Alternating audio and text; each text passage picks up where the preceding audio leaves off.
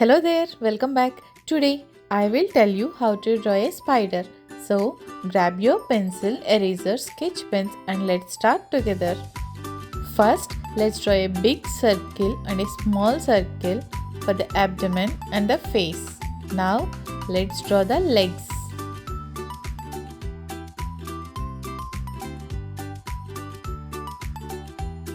And then eyes, mouth and some circles on the abdomen.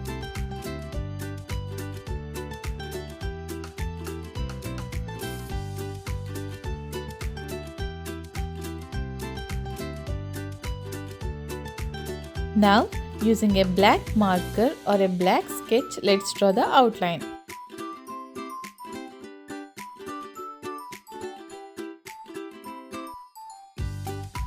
And then erase the pencil traces and let's start the coloring.